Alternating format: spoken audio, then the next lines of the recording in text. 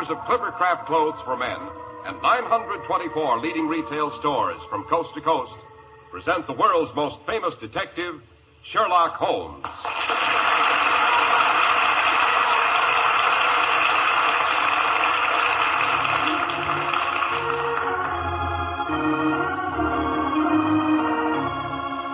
Our stories are based upon the character of Sherlock Holmes, created by Sir Arthur Conan Doyle. Sherlock Holmes is portrayed by John Stanley, Dr. Watson by Alfred Shirley, and the dramatizations are by Edith Meiser. Well, here we are, about to enter Dr. Watson's familiar study. Hello, what's this? We find the good doctor hanging up his Christmas holly. Not forgetting a sprig of mistletoe, Mr. Harris. Hope springs eternal, as they say. But here, help me down from this chair. My old legs aren't as agile as they were in the days when I followed Holmes through the dungeons and up the tower stairs of old Pendragon Castle. Here we are. Oh, thanks. That sounds suspiciously like the beginning of a Sherlock Holmes yarn, Dr. Watson. It is, Mr. Harris, it is. Holmes always called it the adventure of the Christmas bride. It concerns a ghostly lady in white who was supposed to have disappeared centuries ago. The honor of a noble family and a certain Father Christmas who suddenly sang bass.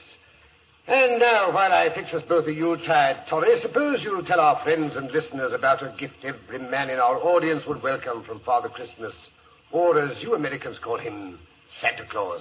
With pleasure, Dr. Watson. And not only from Santa Claus. A thrifty man can give himself a worthwhile gift anytime if he insists on Clippercraft. For Clippercraft clothes keep on giving for a long, long time. First of all, you've never seen such truly fine clothes at such really low prices. That means you pocket the savings. That's the first gift to yourself. And they also give you superb styling, perfect fit, and long wear. Clippercraft clothes give you so very much because of the unique Clippercraft plan, concentrating the buying power of 924 of the nation's leading stores from coast to coast. That means tremendous savings in manufacturing and distribution costs. And yours are the savings this brilliant plan makes possible. Clippercraft suits are only $40 and $45. Clippercraft top coats and overcoats only $40, and sport jackets only $26.50. Clippercraft values are so amazing, we urge you to compare them with clothes selling for many dollars more.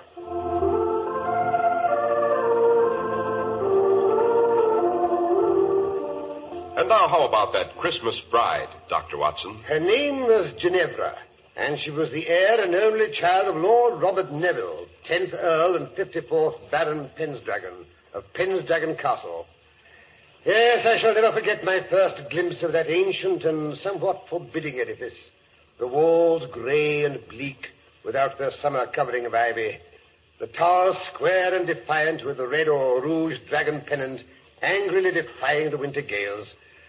Well, as I was saying, a rather urgent message from Lord Neville on elegant embossed stationery had arrived at 221B Baker Street.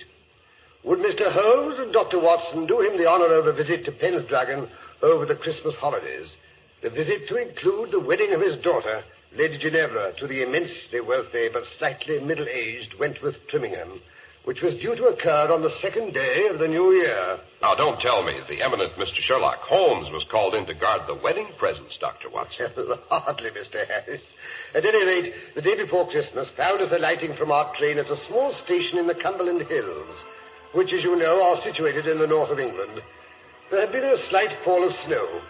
An ancient carriage with red wheels and the Neville arms on the door was drawn up to the station platform, while the anxious face of the lord of the manor himself, in top hat and earmuffs, peered through one of the steamy windows.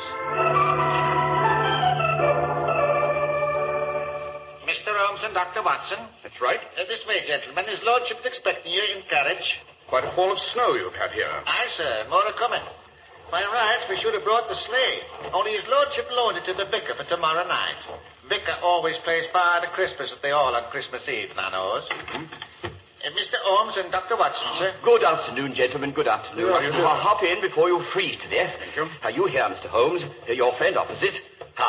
And now then, Dennis, back to Pendragon as fast as you can. Aye, my lord. Mr. Holmes, you are doubtless curious as to why I've invited you and Dr. Watson to share our Yuletide celebrations at Pendragon. To be quite honest, Lord Neville, I didn't think it was entirely for the pleasure of our society, although Watson is quite an asset when it comes to carol singing. Oh? Tenor? No, certainly not. Baritone. Oh, that's good. The vicar who leads the Christmas singing is rather proud of his tenor voice, and I may say he's not too fond of competition. No? Mr. Holmes, I have invited you to Pendragon to make sure that nothing occurs to prevent the marriage of my daughter to Mr. Wentworth Trimmingham. Why is that marriage so imperative, Lord Neville? To be brutally frank, Mr. Holmes, the Neville estates are mortgaged up to the ears. If the marriage does not go through on the 2nd of next month, I shall be bankrupt, totally bankrupt. I see. Has anything occurred, Lord Neville, to make you fear that this marriage may not take place? Well, no, that is nothing definite. Perhaps the Lady Geneva hasn't been able to hide her distaste for the match. Oh, no, nothing like that. Well, I wouldn't say it was a passionate attachment on either side. But they like the same things. She laughs at all his jokes. What better foundation could one ask for a marriage, Watson? Well, that's what I should have said. Well, everything was as smooth as silk until the Dowager Duchess of Turse gave the engagement dinner last month. It was at her suggestion that I sent you the invitation to Pendragon.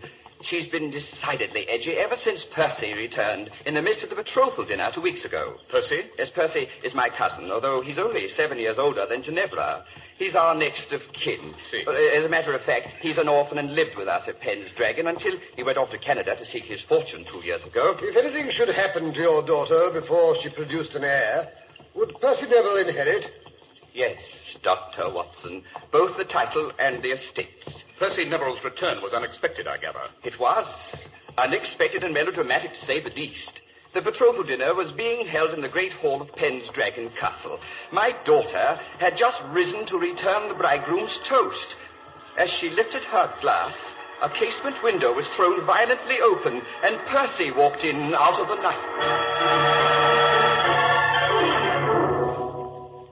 And now I should like to make a toast to my future bridegroom. Percy!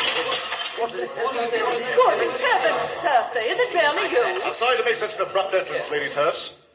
But I came as soon as I received news of the engagement. Percy, why didn't you let us know you were coming? Let you know. Let you know when you never bothered to answer my letters. But, Percy, we never received any letters. We thought you'd forgotten us. I had forgotten. As if that would have mattered. Percy, that's not true. You know how fond we are of you. How touching. Percy, this is Wentworth. Wentworth Trimmingham, my future bridegroom. So, this is the little man they've sold you to. Stop that. Stop it at once. I'm very fond of Wentworth. Are you, my dear Geneva? Percy, why do you look at me like that? To think you should so soon forget our family motto. Ne bile velis. The name Neville means that, you know. Ne bile velis.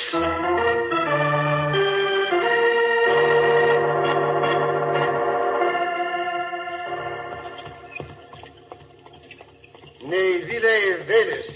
Latin, I take it, Holmes? Quite. It means stoop to nothing base, in case you've forgotten your Ovid, Watson. Oh, teach your grandmother to suck eggs. Tell me, Lord Neville, what happened after Percy quoted the family motto to your daughter? He stamped off to his old rooms in the tower and hasn't been out of them since. How does the Lady Geneva react to this unfriendly behavior? Oh, she says let him sulk. It's no concern of hers. Lady Turse, on the other hand, is thoroughly unnerved by Percy's return. Oh? As she feels sure he'll do something outrageous the day of the wedding. Poor Wentworth is as edgy as a hen on a hot griddle. Well, of course, that may be due to his encounter with the White Lady. White Lady? Who's she? The ghost of the first Geneva, you know, the bride who played hide-and-seek on her wedding night and was never seen alive again. Years later, her skeleton was found in her great dower chest, still dressed in her wedding gown. She'd hidden in there, and somehow the hasp must have fallen down, and she was locked in and smothered to death. Seems to me I remember a rather famous poem on the subject. Oh, yes. So all the Genevas in the Neville family have been named after her.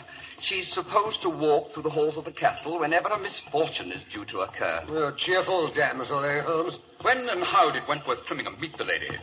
Well, Mr. Holmes, it seems it's his habit to knock on my daughter's door on his way to bed to wish her good night. Last night, the wind was rather high, and he couldn't seem to make my daughter hear. Suddenly, he heard a strange creaking noise down the corridor behind him. Looking round, he saw the lid of the dower chest rise slowly.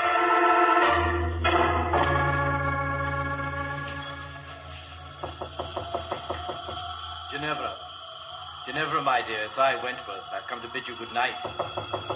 Geneva, are you there? Geneva! Who calls me? What was that? Good Lord, the lid of the chest is rising. There's something... A woman in white.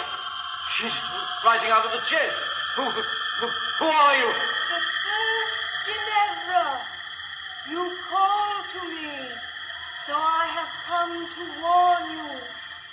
Go away. Go away before it is too late.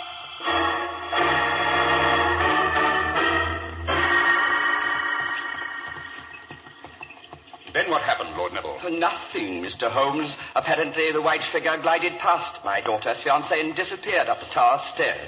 What did the lady look like? Blonde, brunette? Wentworth says her features were hidden by the bridal veil. Yes. Interesting. I suppose anyone in the house would have access to that tower chest. On the contrary, Mr. Holmes, too many people are possessed of insatiable curiosity. I keep the silly thing safely padlocked, I promise you. How many keys are there to that padlock? One, which I keep by me, here, on my keyring. A very wise precaution.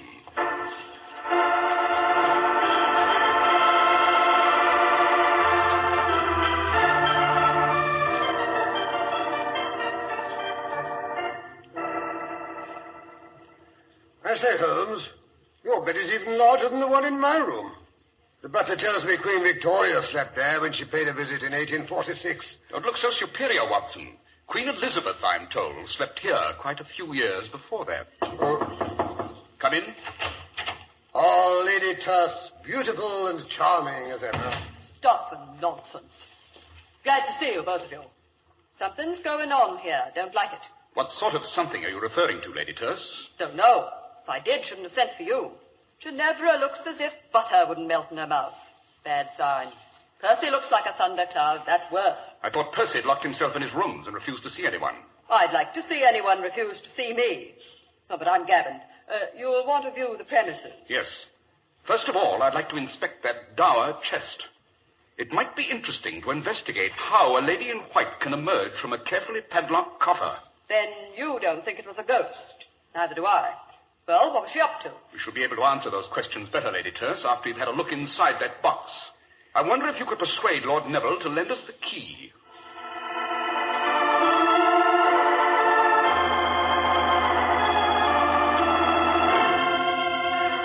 Here's the key, Mr. Holmes. Lord Neville insists I bring it back the moment you've finished with it. Suspicious old boy, eh, Holmes? Not suspicious, Dr. Watson.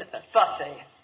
Well, Mr. Holmes, why the delay? Open the silly chest. Let's see what's inside. So fast, Lady Turse, not so fast. First, let's have a look at the lock. Heavy old bit of machinery. Yes, almost impossible to pick it without showing signs. There are no signs. Then whoever opened it used that key. Not necessarily, Watson. But there's only one key. Lord Neville told us so. And if Robert says a thing, it's gospel. Yes. Interesting carving around the lock. The wood's very old. Naturally. Open it up. I'm dying of curiosity. Very well. Lock needs oiling. Hasn't been unlocked for some time. I'll remove the padlock. Here, Watson, hold it. Now, Lady Turse, if you'll help me raise the lid. Right. Good Lord, what's that? Oh, it's Thor, Ginevra's spaniel. Goes everywhere with her. Regular shadow. Oh, yes, here she comes. Hello there. I'm Ginevra. Why, you must be Sherlock Holmes and Dr. Watson. Delighted. Don't let me stop you, Mr. Holmes. You won't. Father told me what you're up to. I'm dying to see what's in the chest, too. Go ahead, open it up. Down, sword, down, boy. You see, it's a biggish box, isn't it? Yes, a woman could easily hide in there. Something white and satin lying on the bottom. Wonderful. It must be her wedding dress. I've always heard it was still in there. Remarkable to find it in such good condition after all these years. The remarkable thing about it, Lady Ginevra, is this dust and dirt on the hem. Watson, give me an envelope. I shall want to take a sample. But that's fascinating. I've heard simply fabulous things about you, Mr. Holmes, and now I believe them. Every one. Do you? Yes, I think we've seen everything there is to be seen here. Watson, you may close the lid and lock it. Right. So this is Mr. Sherlock Holmes and his famous deductions. They told me you were coming. They? Who's they? I understood you've let no one in here, not even the maid. You've overlooked Lady Turse. Try to keep her out of anything. I didn't mention Mr. Holmes, Percy. Or did I? Don't look so suspicious, Lady Turse. I've decided to be a good boy. I've even decided to come downstairs tonight and join in the Christmas Eve festivities. Percy, that gleam in your eye. I've known you too long. You're up to something.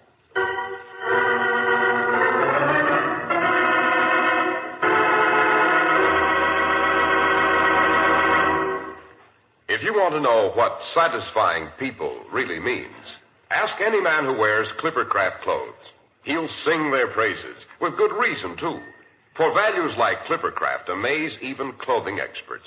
Until you see Clippercraft clothes and try them on, you won't believe such really superb suits are possible at only $40 and $45. And such rich, long-wearing top coats and overcoats at only $40. Such very smart sport jackets at only $26.50. For just a fraction of what you'd expect to pay, you get correct styling, perfect fit, and long-wearing materials. An ingenious plan makes this all possible. The Clippercraft plan, which concentrates the buying power of 924 of the nation's leading stores from coast to coast. You get the savings that result from this group buying at your own local independent store, the store you can trust. Selling inexpensive clothes at inexpensive low prices at the nation's finest independent stores is the great big idea behind the Clippercraft plan. That's why men who know insist on Clippercraft clothes. So be sure to visit the Clippercraft store in your city. These leading stores in the metropolitan area are proud to add their names to Clippercraft in your suit, top coat, and overcoat. In Manhattan, John Wanamaker Men's Stores, Broadway at 8th and 67 Liberty Street. Saks 34th, Broadway at 34th. In Brooklyn, Abraham and Strauss. In Newark, New Jersey, Boulevard Men's Shop, Kresge Newark. And in Jamaica, the B&B Clothes Shop, 16408 Jamaica Avenue.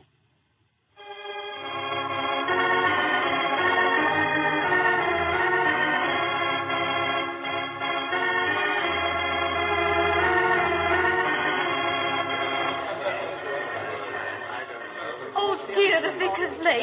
Down, Thor. Oh, calm yourself, Geneva. He'll be here. But Percy, the snow's so deep. What if he can't get through? Now, don't worry. The sleigh is light, and he has Vixen, the best horse in the county. Nothing can pass her, you know. Oh, dear, I hope so. No, Thor, down. What ails the dog? He may prove to be a bit of a problem, don't you think? Goodness, I hope so. Oh, Mr. Holmes, I didn't see you behind that chair. An ancient wing chair often provides a good listening post, my dear. Now, look here, you meddling busybody. Percy, please, you promised. Suppose you allow me to solve the problem of the dog, Lady Ginevra. Would you? I mean, listen, sleigh bells. The vicar's driving up. He's here. Father Christmas has arrived. Open the door, Paddleford. Now then, everyone. Good King Wenceslas looked down on the feast of Stephen when the snow lay round the mount. I've been so cold. My right ear's half frozen. Come along, Father Christmas. Percy will take you into the dining room. You can have a hot toddy while you get out of your wrap. That's a good idea. Good idea. And best disguise your voice, sir, or all the children will guess who you are. That's a good idea, too. Gather round all. Bring in the Yule log. Father Christmas will be with you in a moment to give out the presents to all the good boys and girls. How's that? Vicar, you're wonderful. Now go along. Take good care of him, Percy. Never fear, my dear. Mr. Holmes, they're bringing in the Yule log. Come and help me set fire to it. Oh, look, Dr. Watson has caught Lady Turse under the mistletoe. I declare I've never had such a Christmas.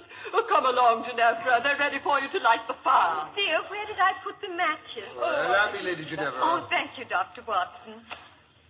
Oh, look at that. I say, Holmes, how she burns, eh? Oh, lovely. I do like to toast my feet in front of a Yule log. I beg your pardon, Lady Ginevra, but haven't you raised your skirts a bit too high? Oh, my goodness. I forgot. Oh, Ginevra, my dear, your fiancé is making quite an ass of himself. Runs into the library every other minute to see no one's lifted one of the wedding presents. Well, all that silver and your present, Lady Turse, the diamond tiara. I'll admit that tiara is a temptation. You shouldn't have given it to me, Lady Turse. It's wonderful. Oh, not at all. A confounded nuisance. Given me a headache for years.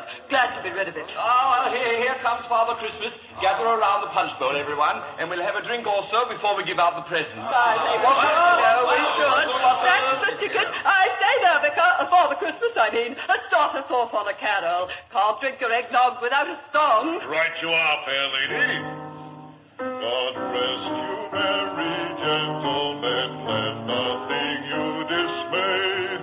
Remember Christ our Savior was born on Christmas Day. Jolly, eh, Holmes? Nothing like a good old-fashioned English Christmas.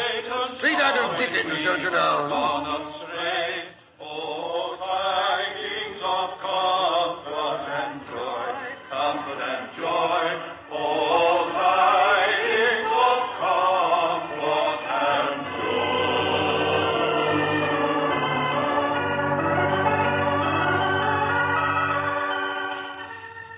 Hello there, Father Christmas.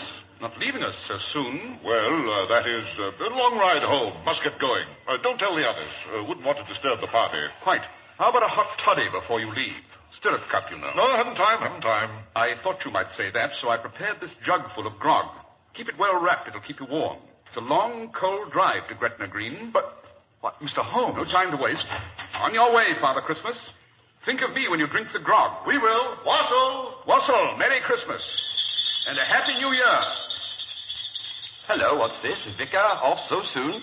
Yes, Lord Neville. He seemed in a hurry to get home. Oh, can't blame him. It's a cold night. Let us get inside before we freeze to death. Good idea. Oh, I say they're ready to start the dancing. Wentworth's trying to find Ginevra so they can lead the lancers. Help! Who's that calling? Oh, good heavens, what's that? Get me out! I'm locked. Someone's got himself locked in the dungeon. This way. The entrance is through the dining room. I was hoping for more of a head start. What's that? Nothing at all. Ah, this is the door to the dungeon. Let me out! Let me out, I say! Yeah, the door is bolted. Just a moment.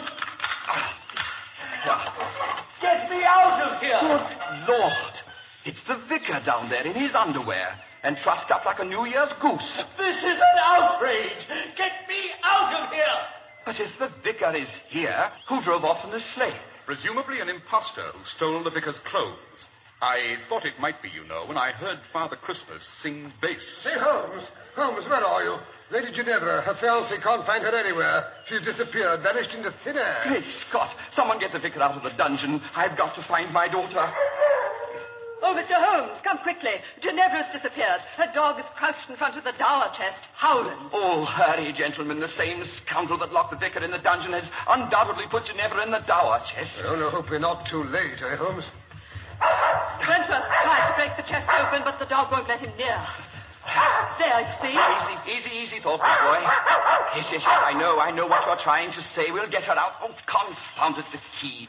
Lady Turse, what did you do with the key? But I gave it back to you. No, you didn't. Oh, yes, you did, too. Quite all right, you know. No key needed. The wood's so old and the staple's so loose, it's quite possible to lift the lock right out, like this. That's it. I'll raise the lid. Great Scott, there's nothing in there but a roast of beef. Yes. Thor's made off with it, I'm afraid. That explains his interest in the chest. But if Ginevra isn't here, where is she? With Father Christmas, I imagine. They're heading for the Scottish border in the sleigh. You'll never catch them, I'm afraid. Oh, of course. She's eloped with Percy. So she did talk him round. Good for her. So that's why she trailed off up the tower steps in that old bridal gown. I suspected as much when I discovered some of Percy's ashes on its hem. But this is dreadful. I should be ruined. We'll have to return all the wedding presents. Fiddle-dee-dee. Personally, I'll make mine a much handsomer contribution. Ginevra shall have the tiara and my emeralds as well. They're worth a king's ransom. Lady Turse, you are an astounding female. All women are. Oh, but we're keeping the dancers waiting. You shall lead the lancers with me, Robert. Come along. Say, Holmes, you old fraud. I believe you knew what was going on all the time. I suspected, Watson. I suspected.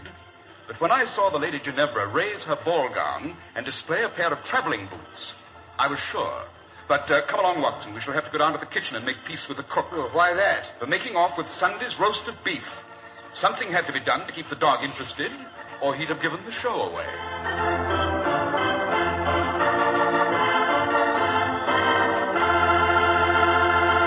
Well, that certainly was a Christmas story with all the trimmings, Dr. Watson. Glad you liked it, Mr. Harris.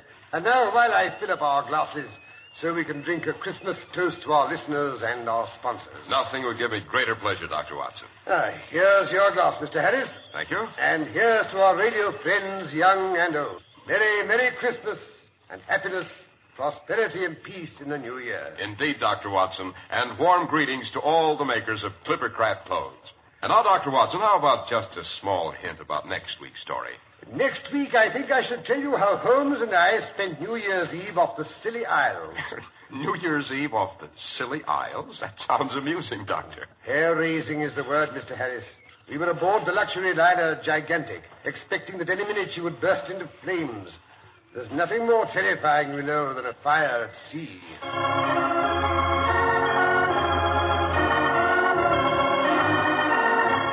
The makers of Clippercraft clothes and 924 leading stores from coast to coast have brought you another in the new series of broadcasts featuring the world's most famous detective, Sherlock Holmes.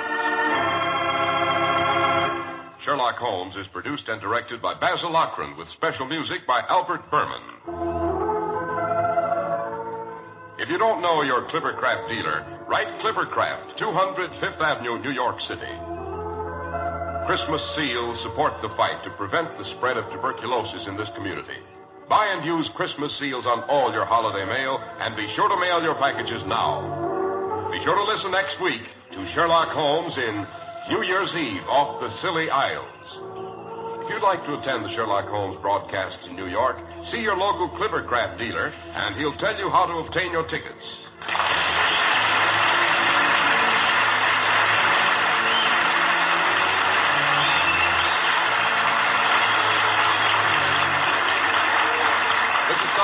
Speaking for Clippercraft clothes, this is the world's largest network, serving more than 450 radio stations, the Mutual Broadcasting System.